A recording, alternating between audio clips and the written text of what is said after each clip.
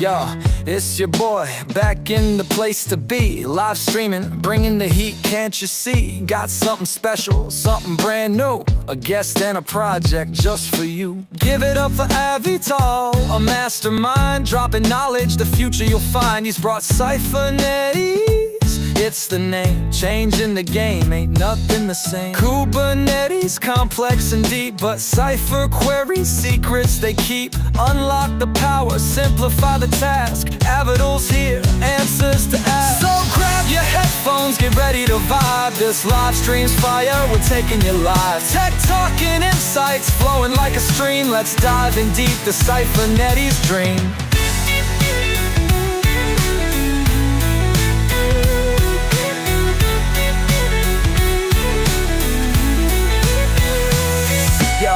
It's your boy, back in the place to be. Live streaming, bringing the heat, can't you see? Got something special, something brand new. A guest and a project just for you. Give it up for Avital, a mastermind, dropping knowledge, the future you'll find. He's brought Cyphernetes. It's the name, changing the game, ain't nothing the same. Kubernetes, complex and deep, but Cypher queries, secrets they keep. Unlock the power, simplify the task. Avidal's here, answers to ask. So grab your headphones, get ready to vibe. This live stream's fire, we're taking you live. Tech talk and insights flowing like a stream. Let's dive in deep, the Cyphernetes dream.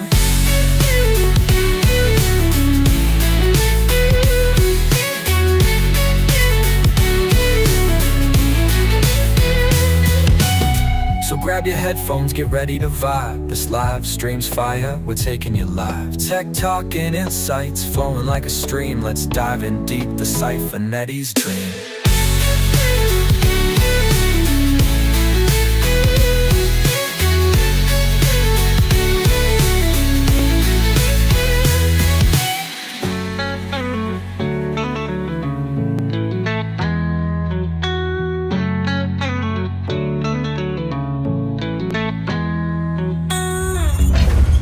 The Rawkode Academy. I'm your host, David Flanagan, also known across the internet as Rawkode. And this is an episode of Rawkode Live, where we take a look at some of the coolest and most interesting Kubernetes and cloud and native adjacent projects we can find. And today is no exception.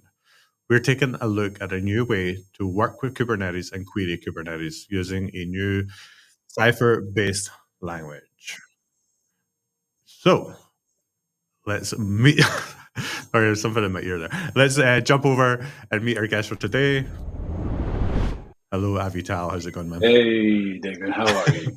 Thanks for the tune, man. This was one of the coolest things I heard in a while. Yeah, I mean, I'm always absolutely astounded at just how good AI music generation is getting these days, and being able to put together, just a couple of minutes of personalization to thank the guests for coming on. It's just so nice. And even pronounced my name right, Well, what more can you ask? That took a lot of work. You have to go in and change. I couldn't just write Avital. I had to phonetically do it. But same with Cyphernetes and Kubernetes. I'm getting quite good at just predicting how to get it to say the right thing now. But yeah, for ease, cool. Yeah. Yeah, but it's a pleasure to have you join us today, and we're going to be taking a look at a project called Cyphernetes that enables a new way to interact with Kubernetes clusters. I could not be more excited to take a look and show people how this all works. However, let's meet you first. Could you please take a moment to introduce yourself and tell the audience who you are? Yeah, so my name is Avital. I've been doing this for a while. I started working with computers when I was a young kid. I taught myself programming when I was 6. I got my first computer and taught myself BASIC. I think there was BASIC installed on the MS-DOS. And so I've pretty much been doing that since. When I was 20-something, I actually made it big with my high school band. So I had a semi-successful career as a professional musician during my 20s. And from there, I kind of shifted towards doing a career in the industry, mostly revolving around infrastructure. I did some stuff with back-end, front-end work, some full stack, but ultimately gravitated toward infra, specifically since container technology and Kubernetes started becoming a thing. I found myself really drawn into it. And so this has been like the focus of my career for the past 10 years or so. Awesome. Thank you for sharing. I mean, I'm now really curious about what type of music you were playing in your band and what instrument you played, but you know. Well, I got my face tattooed, so you can probably guess that it was on the heavier side of things. Hey, always a pleasure to have a fellow metalhead on things, man. Like, if I could sit and play some soil work at the start of all these episodes, I'd be a very happy man, but I don't think the audience would appreciate it too much. So, conversation for KubeCon, perhaps. Maybe we can do that over a beer. However, today we're keeping things geeky, techie, and Kubernetes. That is a terrible, I'm never saying that again, but there we go. Said that. Can you tell us, I want to get into the history of Cyphernetes, but let's just start with what is it? All right. So Cyphernetes is what it sounds like. It's Cypher for Kubernetes. And Cypher, for those of you who don't know what Cypher is the language from Neo4j, which is one of the, I guess, pioneering graph databases that put graph technology in the center. And Cypher evolved over time into the GQL standard, which is the lingua franca of graph databases now. But Cypher, the original flavor of Cypher, was the first graph-oriented query language that I came across. And I remember this first interaction with Neo4j. And what Cypher does really cool is that you use ASCII art, I guess, to draw these patterns using parentheses and arrows. And you draw these patterns that you want to match on a graph and get back or act on, do these CRUD operations on instances in the graph that match the pattern, the ASCII pattern that you drew. And this immediately, I fell in love with it immediately because it turns all these joins, and that you express in SQL are just expressed by a little arrow in Cypher. And it was, to me, it was whimsical and creative and fun, even just one of those things that brings a lot of fun into computing, And as I got more and more into doing infra work, it always kept nagging me that Cypher would be such a great language for infrastructure, because a lot of what we do when we communicate with each other and we're doing design sessions on whiteboards is drawing node graphs, right? We're drawing these circles that connect to each other to express our ideas. And I always had carried this notion in my head that Cypher would be a really great language for infrastructure, from going from whiteboard to code, kind of.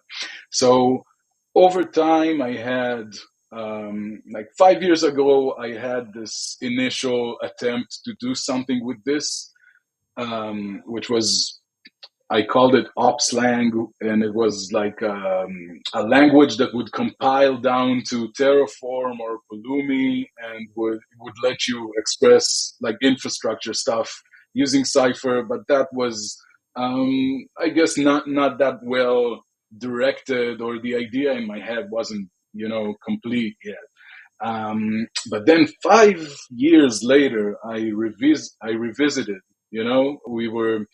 I was leading the DevOps team in Lemonade, and we were dealing with this cluster that was having this. So it was a big dev cluster, 300 something nodes. Ingress controllers were going wild, and we had a theory on why this was happening. But just to prove our theory, it took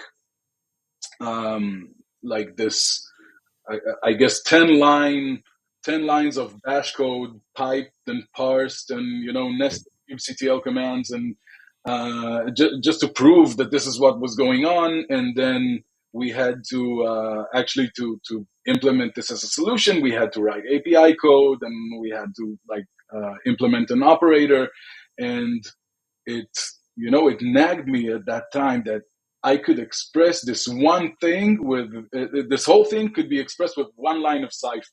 If I had Cypher for Kubernetes, I could do this with just one line, And that's when I started to actually build Cyphernetes, initially as just a tool that I could use to show that this was the actual problem, right? So just doing the read part, not even full CRUD, but just to be able to do like match this pattern and return something. So match any deployment that is exposed by a service that has an ingress routing into it where some of these conditions, match, and just return all of these. So where the deployment has 0 replicas, just return all of these.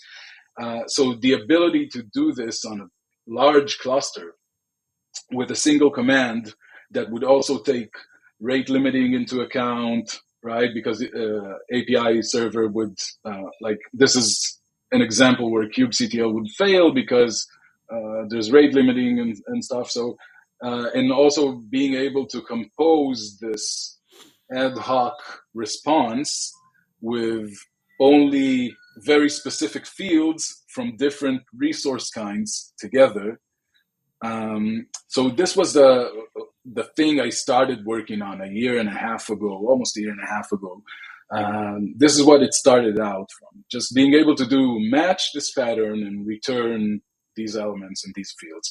And then I found it so useful, and it very quickly became an important tool in my belt, that I was using daily. So I just kept extending it. And first I added match set to be able to update, like patch resources, and then came delete, and then create, and then I started improving the language and adding more and more language features, adding aggregation functions, adding and it's like in continuous motion ever since.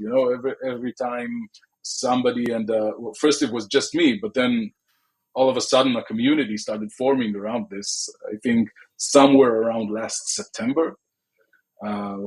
It took me a year, I think, to go from 0 GitHub stars to 50. And then in 24 hours, it went from 50 to 100. And then 24 hours more, it was 100 to 200. And then it built up to 500. And then in 48 hours more, suddenly I was on the front page of Hacker News. And in 48 hours more, it went from 500 to 1,000. And now I'm all of a sudden I'm counting my stars in hundreds, and not in singles anymore. So a small community started to form around this, which is crazy to me, because I kind of thought this was super niche, and I was gonna develop in the public and put it out there anyway. But I thought if I find 10 people in the world who are Cypher fans who work with Kubernetes a lot, it would be cool. We could have a small community. And all of a sudden I have users from all over the world, people working in large environments, large clusters, which is where my problems were, and I find that these exact kind of users find, they get the value from this tool, and it's just incredible.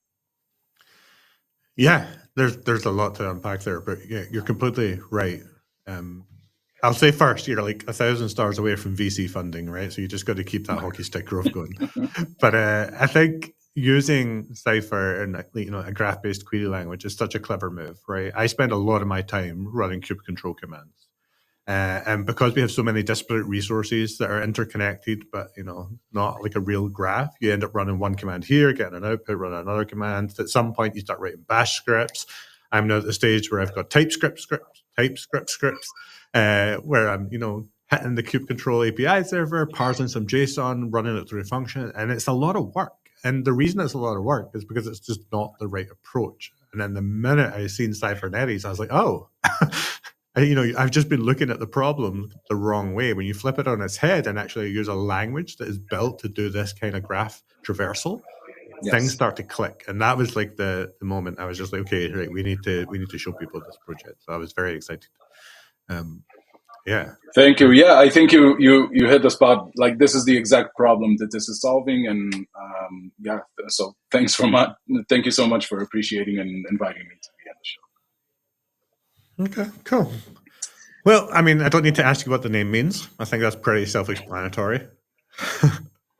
But I do think maybe we should, share a screen Yep. do some examples, give people an idea of how to get started, and then hopefully we can explore some of those more difficult use cases. I'm definitely curious to see what you've been doing with Cyphernetes beyond what I think I would end up doing with Cyphernetes. Yeah. So Yeah. I'm going Definitely. to push us over here. Now we see your terminal. Yeah, just take it away, Great. and I'll throw loads of questions at you as we go. Sounds good. Okay, so let's just fire it up. And so Cyphernetes, the CLI, actually contains a few applications, but I'll start from the one that I started from, which is the Cyphernetes shell. It's just an interactive shell that lets you write, evaluate Cypher queries or Cyphernetes queries, right, in your terminal. And so this is the very minimal example, right, of doing a match return statement. Is I would match, and then I would draw this pattern, right, this node graph pattern, and inside each node would be a variable name, so D, and let's say a Kubernetes kind. In Cypher, this is called a label, but in Cyphernetes, we use labels to denote resource kinds, right? So match all deployments that are exposed by services, and then return the number of replicas in each deployment and the cluster IP of each service, right? And then this would return a list of all deployments and replicas, right? And their respective services and cluster IPs. And I could refine this query further by adding a where clause and say where the spec replicas is, let's say, larger than 2, greater than 2. And then I would only get back billing service where I have 3 replicas, right? And this thing right here, this little arrow, is where all the magic happens, right? This is the magic of Cyphernetes, is understanding the connections between resource kinds. And this chain of, so we're not limited to only 2 resource kinds. Of course, we could match, for example, config maps, all the config maps that are being used by pods, that belong in replica sets, that belong in a deployment, and just return the data from this config map and the let's say the phase of the pod and the name of the replica set and the number of replicas in the deployment, right? And I would get all the data, from 4 different resource kinds aggregated in one custom payload. Right, so before that you take was anything else, we need to take a moment, right? Because if there's anyone that's watching that isn't already sold on Cyphernetes, what the fuck is wrong with you, right? Because this is like the devil's in the details here. There was just so much that I think we're going to have to go over some of this, right? But yeah, the autocomplete, I wasn't expecting that. That was wonderful. The relationship inference is very cool. We could talk about how you're doing that. I'm very curious. But the thing that caught my eye right from the very, very start is that when you kicked off the Cyphernetes shell, it actually analyzed the schema of the cluster to build these types, right? And if you scroll up, there was just 2 log lines that stood out as really, really awesome. Now, my first question was going to be, I'm assuming the answer is a yes, right? But you're not just working with the core V1 APIs. I'm assuming it works with the CRDs within the cluster. It would work with your CRDs, no problem. And you can even add custom relationships. So the relationship engine, that was, this is something that's always in continuous work, right? In the beginning, everything was hard-coded. I just had a list of resources or rules between 2 kinds. And each rule needs to contain 1 or more criterions for the resources to match. So, for example, a rule between replica sets and deployments would be, of course, the owner reference, right, from the metadata of replica set needs to match the metadata name on field on the deployment. And so that's one rule between replica sets and deployments. And I just had I guess 100 or so hard-coded rules.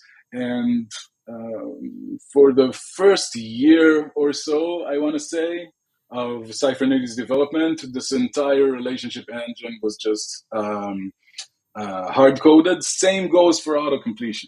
Like resource specs, I just asked an AI to generate a bulk of, just a huge list for each resource kind in the core resources and in the V1 groups, just list as many JSON paths as possible for each one. And for a long time, it was hard-coded. And I think it was around last September that I kind of realized, okay, this is becoming a serious thing, and people already started to ask, in the community, and passing, not really passing criticism, but asking me, how did you do this? And I would say, yeah, this is hard-coded right now, and eventually I'll get to do this. And so once more people started actually not just using it, but having their eyes on the code, when I realized, okay, people are actually looking at this, I better save my reputation and do something serious here. So I started doing this thing where when you connect to when you launch Cyphernetes either into the shell or the web client, which we'll look into in a bit, then it downloads the OpenAPI schema from the cluster. It generates all the autocompletion specs for all the resource kinds that the service supports, and no more hard-coded autocompletion anymore. And then it starts scanning. Well, it does a few things. So a few of those relationships are still hard-coded. This is always a work in progress. I like to say this is right. This is continuous. But something I think the most dramatic thing that I started doing there was just looking up after I generated this list for autocompletion. Right, I started going through field names, and then wherever I see a field that ends with either ref or key ref or name, then I would look behind that, key ref or name. I would look at the word behind that, and I would look in the GVR cache that I built from the OpenAPI spec if there's an actual resource kind that matches this name. And if there is, then I would just create this relationship. So you can add a CRD that has a field called deployment name, and Cyphernetes would automatically detect the relationship between deployments and your CRD.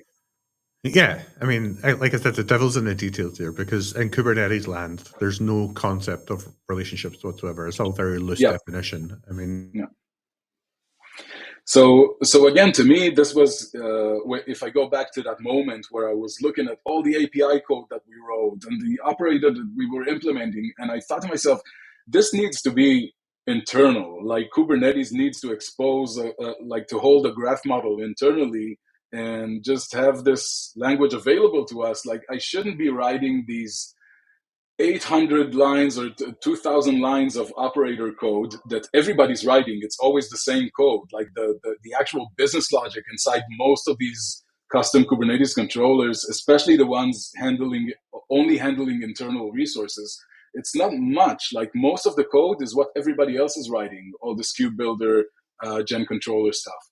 So to me, this was like a moment where I figured I'm going to build this system that can take these one-liners, like these Cypher one-liners, and just run them continuously like an operator, or even listen to events.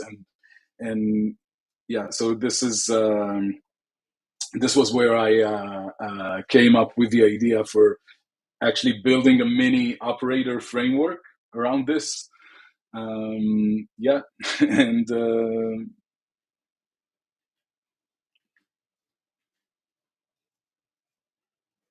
Oh.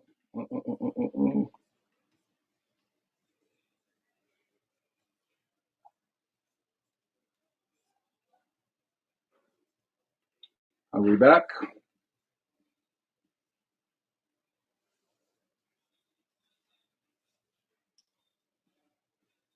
Hey, I'm not sure if I'm out or if David is. Let me stop my screen share.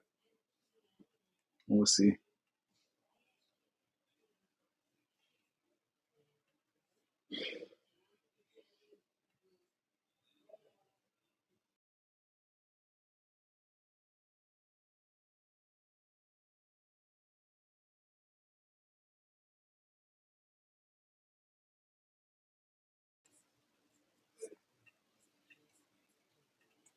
Hey. Well, I guess David is out, but I might as well continue demoing this. So let me show off a few cool other examples for stuff I use Cyphernetes on the daily with, which is not only match return. Like let's look at how this goes beyond the just doing read operations. So let's say I wanted to look at all pods. Am I back? Yeah, you are. Okay, I wasn't sure if it Sorry. was, yeah, it was you. My Wi-Fi decided it is done for the day, and I'm now tethering. So thank you for. I don't know. Maybe you sang a song, or you've just been showing off your cool software. Yeah, I realized you dropped, and then I figured, yeah, well, let's carry this forward. but you joined right when I did, so okay. All right, so maybe I'll show something beyond the like match return stuff. So for example, this is something very common, right? That I see people doing on the daily with, and this is the example, actually, the first example I have on my README, right? Which is something a lot of people do, which is like to match all pods where the status phase of the pod isn't running, right? And then delete the pod. Right? Faulty service. I had one. Let's. I could show match all pods and return the p status phase, right? And I can see I have all these pods. This is running. This one's running, and faulty service is well. It's pending right now, right? So if I run this query, right, it'll just delete the one. Or if I ask it to only match the ones that are running, right, and set their say metadata annotations foo equals bar, right, and what did I do wrong here? So rejected due to an error in my request. Oh no. Well, this isn't this isn't nice, but I'll give another example. So let's match all deployments where the spec replicas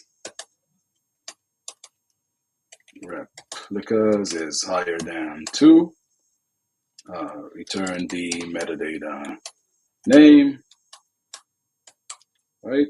It's billing service. So let's ask it to set the spec replicas to, I don't know, 1 or 4, and it'll patch billing service. And then if I ask it to return the number of replicas again, I can see that it patched up to 4 replicas.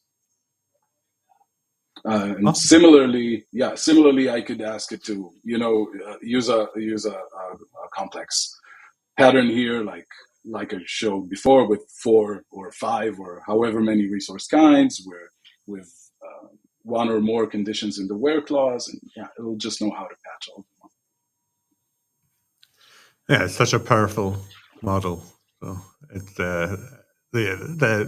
the limits of what you could do with this are pretty cool. I like where it goes, and it just simplifies a lot of those tedious kubectl commands and piping through JQ and all this other stuff. right? This is just a really elegant way of working with it. And again, it's because you've approached it without looking at the existing query methods and just came at it from a different angle, which I think works really well. Did you, during my absence, handle the question from Alejandro? I did not. I did not. All right. I did not realize it wasn't. So Alejandro is curious if he can use this from Go. So I guess maybe you could share some information on, and is Cyphernetes written in Go? Can people use it as a library? What is the use? Definitely. So this, I think, is maybe a good segue for like my vision for this generally, right? Or the why I'm doing this, writing this shell, and we'll look in a minute. We'll look at the web client and the operator framework that I built around Cyphernetes. So my idea for this is that this is a really great language, and I just want this to be a language for Kubernetes that's available to any project out there. And the latest release that we did for Cyphernetes v15, which was released just last week, was very much around this, around the effort of separating the language, like creating a clean interface between the language and the actual Kubernetes provider. So when you integrate this into Go, you can use, so Cyphernetes includes this package called core and a provider called API server, which is a provider for running Kubernetes queries against the API server of your cluster. And you can just include this package. And if your existing project is already a Kubernetes project and you just want to include Cyphernetes support, then you can bring your own Kubernetes client into Cyphernetes and they'll use that. You can also just have the Cyphernetes core package spawn up its own set of like Kubernetes dynamic client and discovery clients. But additionally, like as I said, the interface is very clean, like cleanly separates the language from actually Kubernetes. So even products that don't use Kubernetes, like ones for larger observability products that use, I know, like reflect etcd into Postgres or Elasticsearch or something like that, then you can also implement a new provider on top of our API server provider and just change the GET requests, for example, to read them from Postgres or Elasticsearch or your custom backend, right? And all of these applications that I built, the operator framework, the shell, the web, I see them as proof of concept, right? That the language has merit. Because almost everybody that I show them this ask me something like, oh, so how can I use this for alerts, right? How can I query metrics with this? Oh, this would be great for showing me best practices, like where do I have misconfigurations and stuff. So I think all of these are great applicable ideas for Cyphernetes, and I just want the language to be out there for other Go projects to be able to integrate and build awesome stuff around it. Yeah, I mean, I think once you have, I'm assuming, I know, I'll try not to make assumptions on behalf of other people, right? For me personally, I can see myself coming up with a whole bunch of health checks and safety queries that I want to run regularly against my cluster that do identify anomalies. Now, of course, I've got monitoring and other stuff, right? But those are read-only and still require manual intervention or other tooling. What I like about the Cyphernetes approach is that I can actually build in some rather, well, I mean, you can start off with primitive reconciliation where required, up in the replicas if you need to, if things are getting too slow. But also I see a situation where I have a run book, like a Jupyter notebook that runs a various of these queries and provides like a single pane of glass into the cluster for people that, just aren't that fluent with Kubernetes. Like I want to be able to repurpose this knowledge as much as possible, right? Because again, we can't expect everyone on the team to be able to drop one into a terminal, run 50 queries just to say, is my cluster healthy? And again, I know people are screaming at me going, well, have Grafana and have all these tools and spend money here and do all that. But sometimes you just need to get into the weeds of things. And I think there's a time and a place. And I do have monitoring, but sometimes I think I know better than the monitoring, which is maybe a little bit of a hubris. However, I think everything you said there is perfect as well. It's like, you proved the merit in the language. And I think the bounds of what you could build on top of this, and tools and interfaces, user interfaces, all of this is really exciting, and I can't wait to see some more. Before we take a look at operators and web stuff, like what else does the CLI do? What else is available to people? Is it just the shell, or is there something else? So the shell is also it also includes a web client, and you can actually also deploy the operator, but that's more for testing and dev work.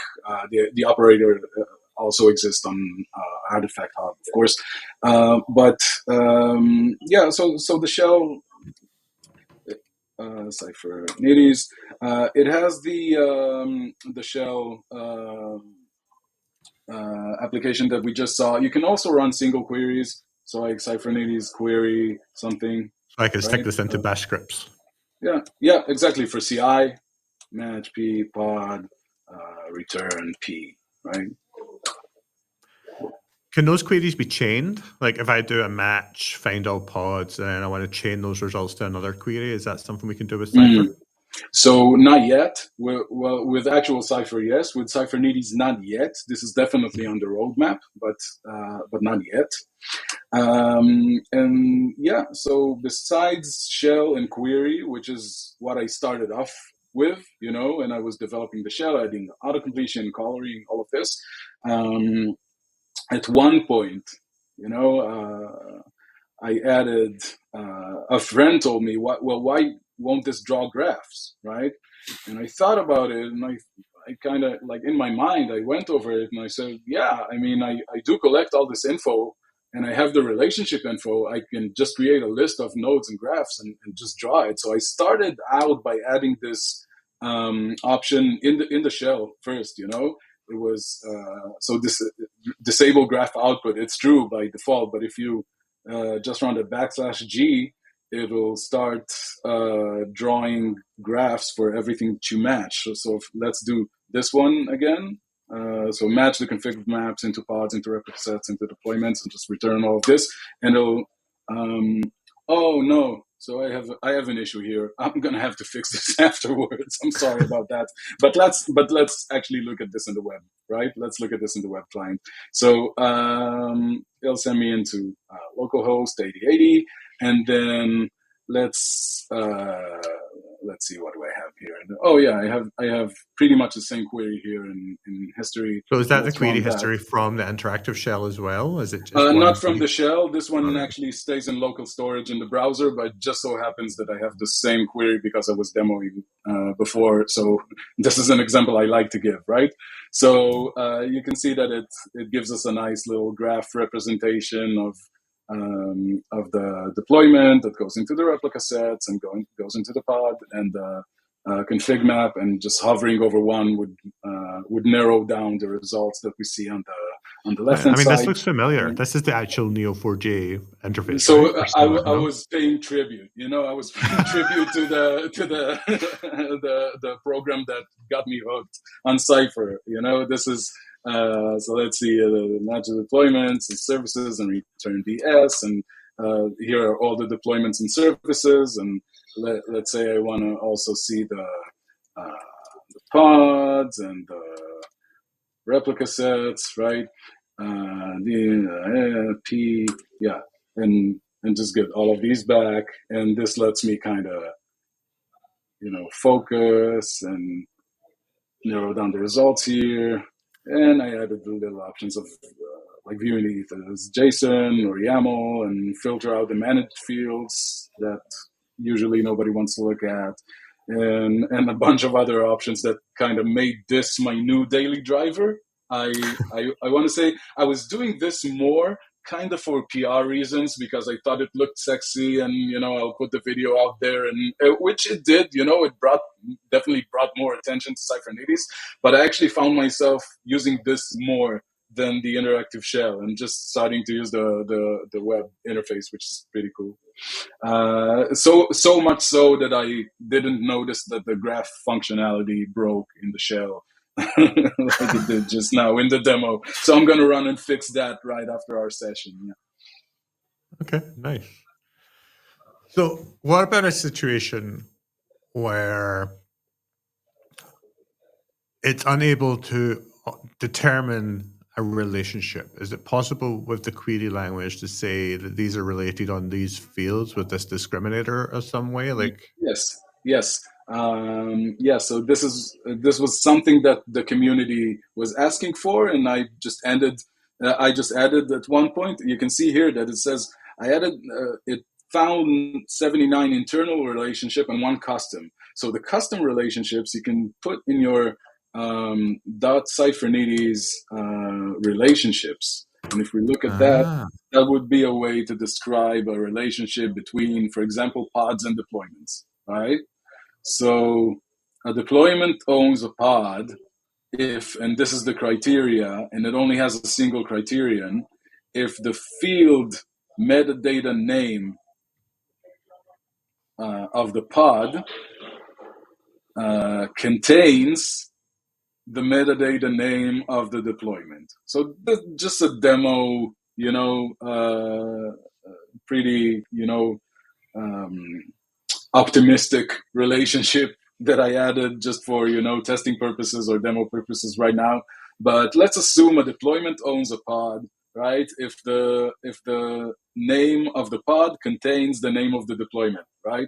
So if it's user's service is the name of the deployment, then it makes sense that user service 7477 something is related to that. So if I'll just launch back into the shell and match the deployments that are connected to pods and return the,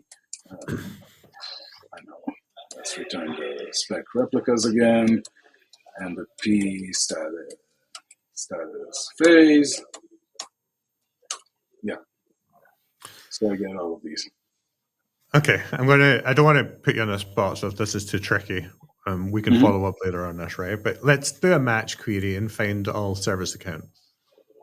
A match query that'll find all service accounts. All right. So let's say SA find all service accounts, right? Return SA whatever. Metadata.name. All right. Yeah, the name is, by the way, is always returned by default in like a special name field. But yeah, we can do this and it'll return the name twice. So this is the only service account I have right here. It's the default one. Okay, so can we now request the pods that are using this service account? Let's see. I'm going to assume the inference doesn't detect this. So I was wondering if we could do it manually. And then there's the hard mode as well. So we can try. Let's see. So status phase. It actually detected that all of these are using the default. And this is not something I hard coded. Service accounts into pods, definitely not. So probably pod has a field called service account name on it. Yeah. Yes. So just because it ends with the word name, then it looked up what's behind name, what came before name, and it was service account, and it realized, there is a GVR, called service accounts, so that matches service accounts. So I would create the connection between these two, and it just worked. Let's try the hard mode question, because now I'm feeling a bit more confident that this might work. All right. Let's find service by the way, accounts. It surprised me too, Let's find service accounts and role bindings. Let's see. So service accounts. We might have to do this in the kube system namespace. Okay, let's do that. Let's go to kube system and match all service accounts that connect into role bindings. Yeah.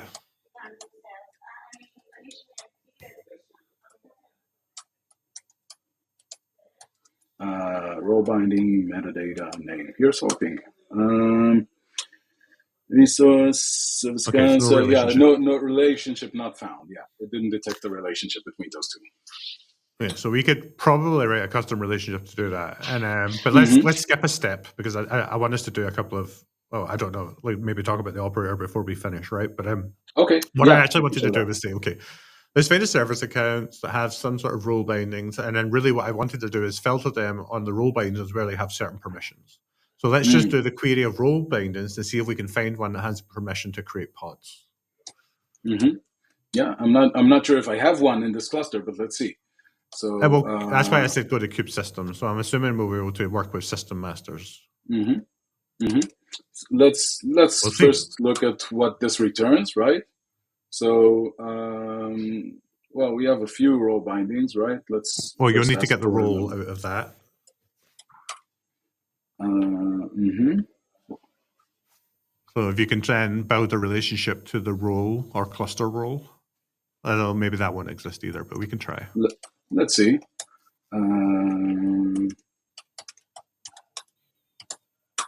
Yeah, so this works out of the box. Role bindings into roles works, yeah.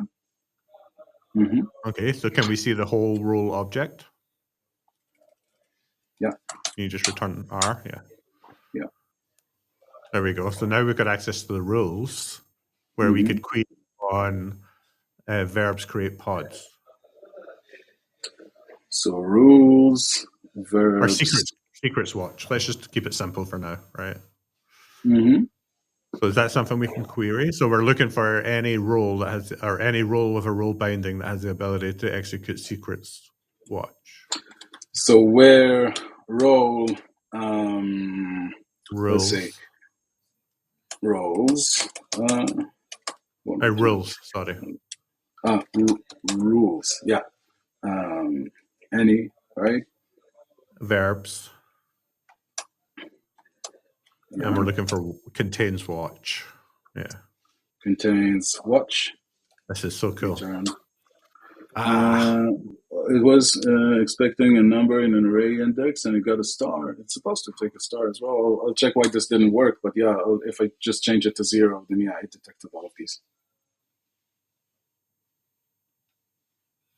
That is very, very interesting. Yeah. I mean, these are some of the more difficult queries that I run against my clusters on a regular basis, which is, trying to understand the security posture, or who has access, who has over permissions. Yeah.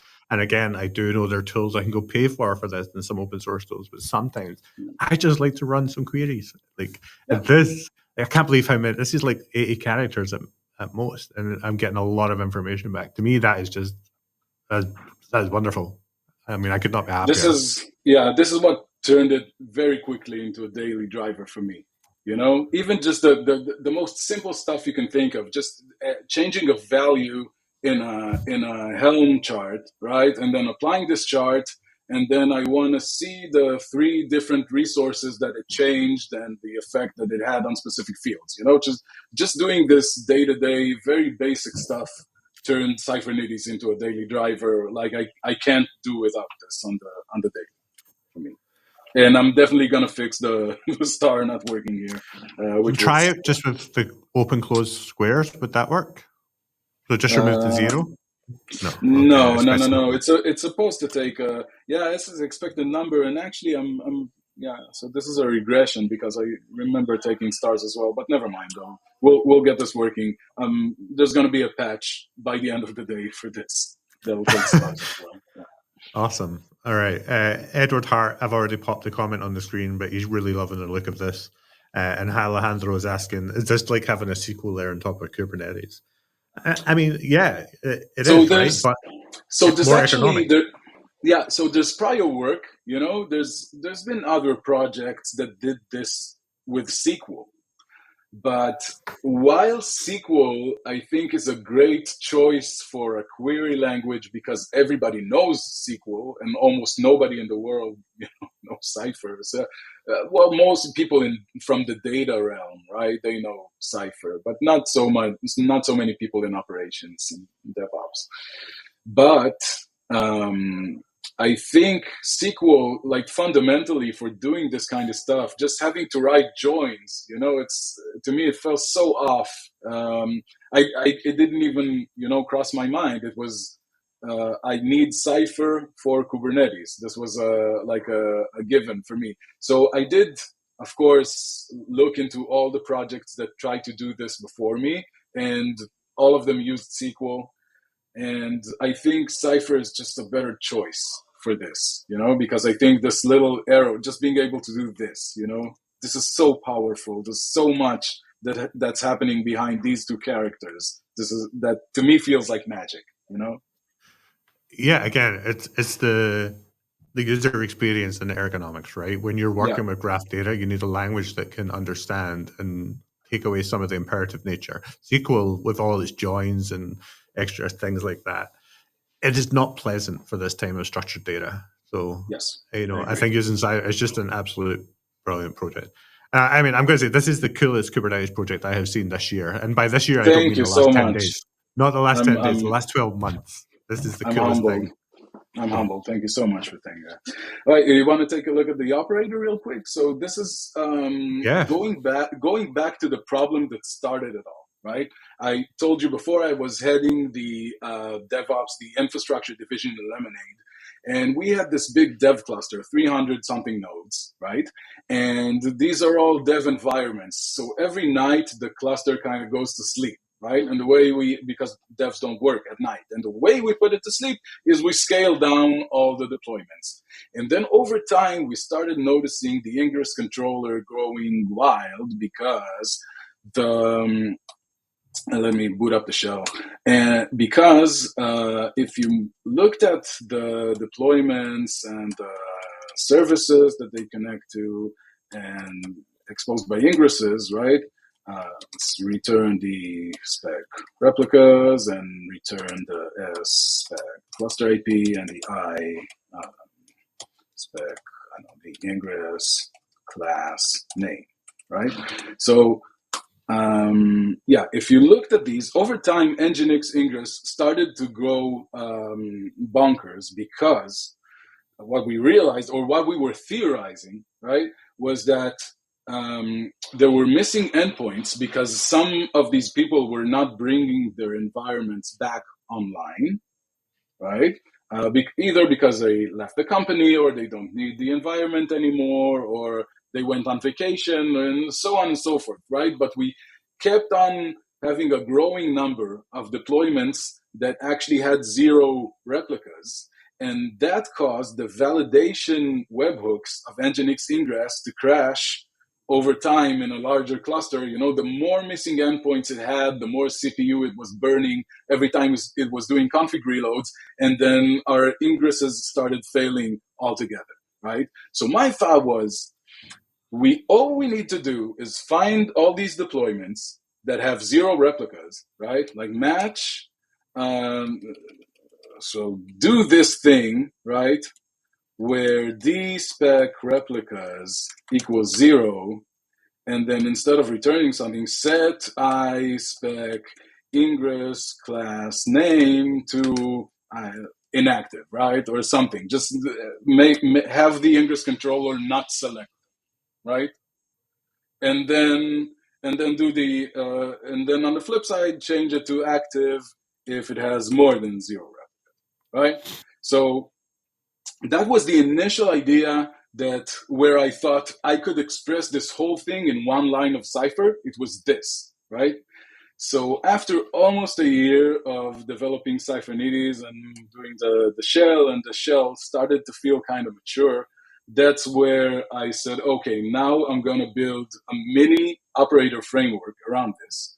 And so in my mind, I wish, right, that Kubernetes held this internally, and to express decision making like this in Kubernetes, we can express it with one line. Like ideally, in my mind, Kubernetes would have this custom resource where I can tell it, or this is at least how I imagined it. Let's go to project Cyphernetes operator. I have a nice little sample here. Dynamic operator, ingress activator, right? Where on update, right? It watches deployments. So this is a concept I kind of invented for this, which is like a continuous query, or I called it a dynamic operator, right? So this is a way to spawn these mini dynamic operators on the fly, and just tell, hey, watch all the deployments in the default namespace, and when there's an update, match the deployment with this name, right, that connects to a service, connects to an ingress, where the spec replicas is 0, change the ingress class name to inactive, and then run another query where if it's larger than 0, change it to active. So just run these 2 queries whenever against a certain deployment, whenever this deployment changes, right? So let's look at this in action. If I go to Helm, right, and let's do Helm install. I'll install this, install it into the cluster. Let me open up the Cyphernetes shell here. Cyphernetes shell. And let's look again at these, right? So I have public API with 1 replica, and the ingress class name is active here, right? So let me apply from that same, or let's look at it before. Oh, we just did actually. So let me apply this dynamic operator, right? So apply test. You forgot -f. Oh yeah, -f test.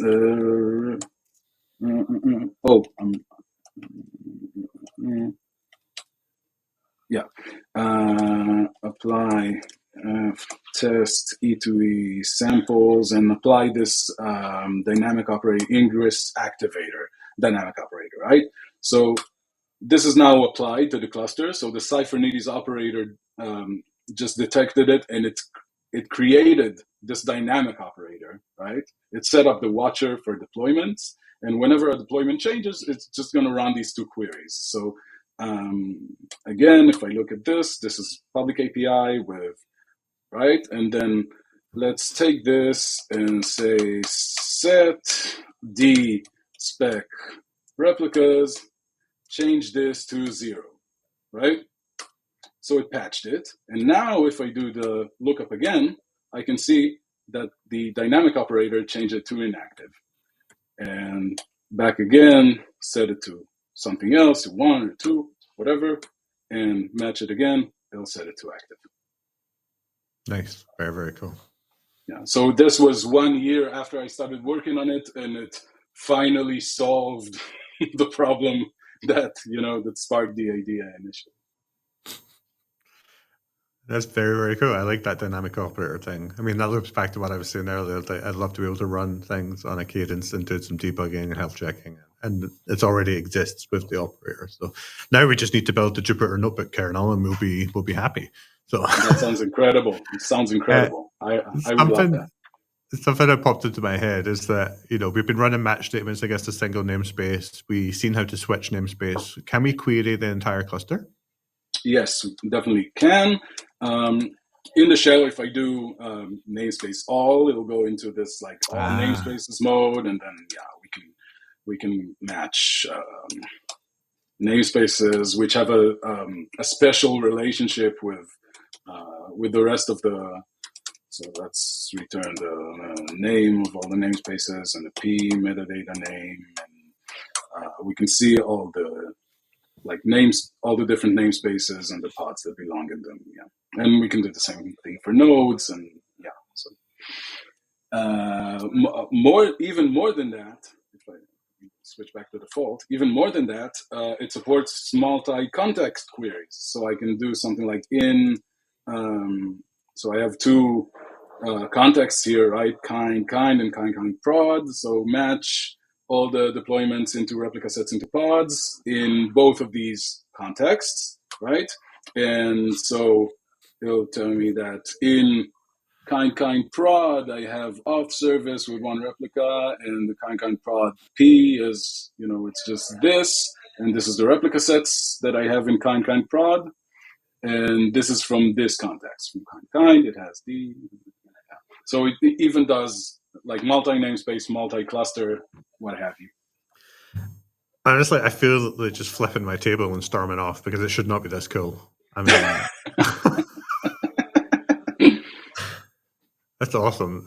Again, I mean, I just can't imagine people watching this and not finding this really exciting for changing the way they interact with Kubernetes clusters. So, is there anything else you want to show us before we jump back and ask a few more questions? No, I think this is about it. Yeah, that's it. It just shows you these like 4 amazing things. But until next time. So let's focus on, you've been building this for a while now. It's at a very good point from what I can see, right? Like, I don't see a reason why people can't start using and adopting this today.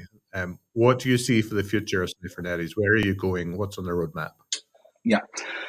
So 2 parallel lines is, first of all, there's a community building up around this thing, and people are asking for features. People want to have a way to query metrics, right, and set up alerts around this. So I'm starting to think, like, what would the language around this would look like? Watch something for return CPU. We didn't even look into, actually in the demo now, we didn't even look into aggregation functions. And so you're able to aggregate CPU usage and memory usage and a bunch of really cool stuff that this already does. And I want to be able to give away to the users, because this is highly requested in community, to query these metrics over time and then do this decision making like we saw in the operator based off.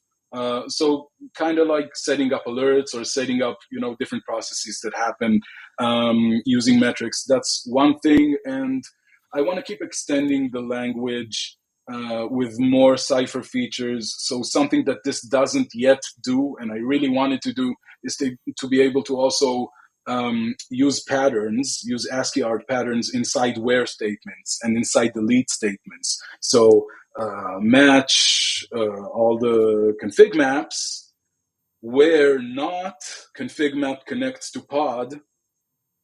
Return the config map name, so return all the names of config maps that are not being used by any pod, right? So this is an extension of the language which would bring it, more on par with Cypher that I'm going to be diving into in the near or medium future, I guess.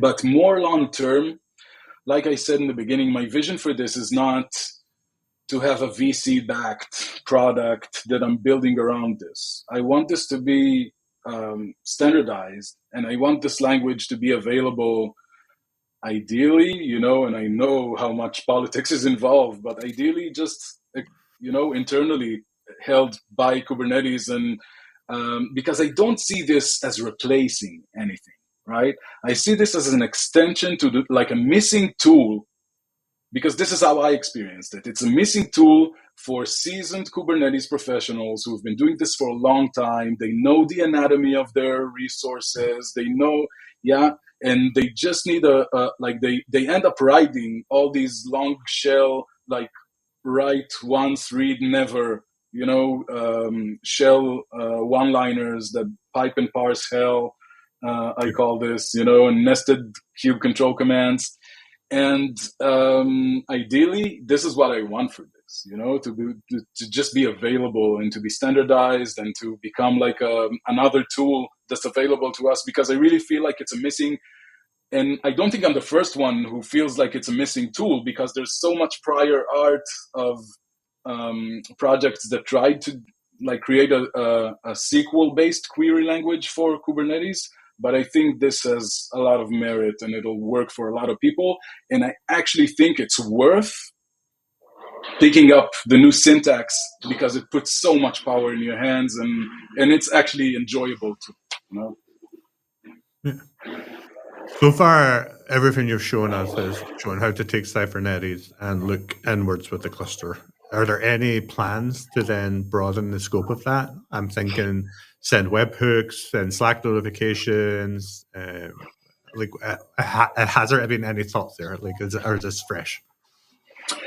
So there's been some thoughts around this. I'm still not sure yet how this is going to work out, because again, I want my focus to be more and more around language feature development and less around developing applications for this.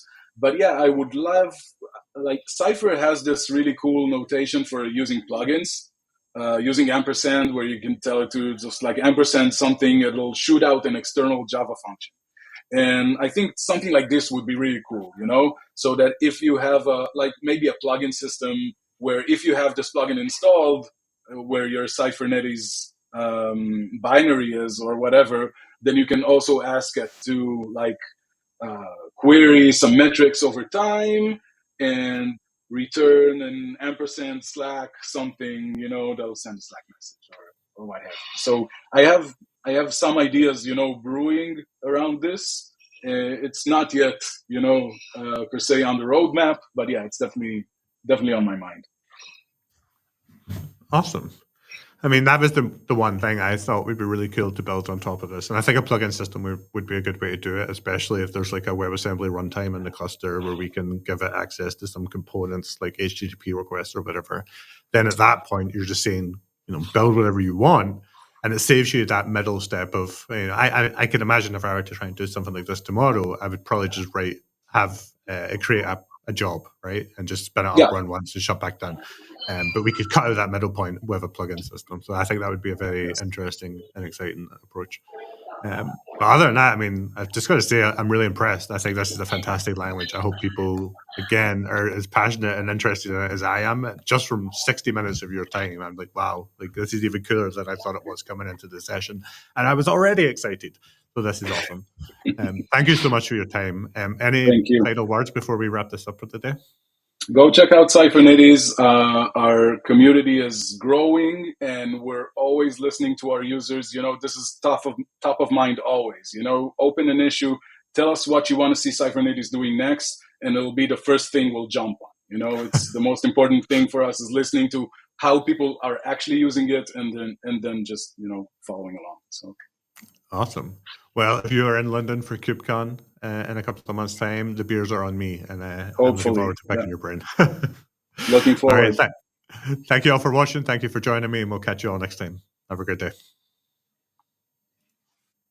Thanks for tuning in. We hope you learned a lot. I did. Coding questions, comments, or a chat. The Rawkode Academy community is where it's at.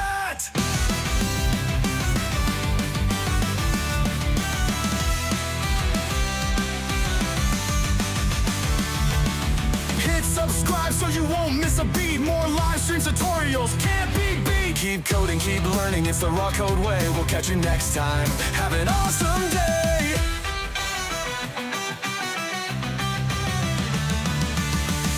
Hit subscribe so you won't miss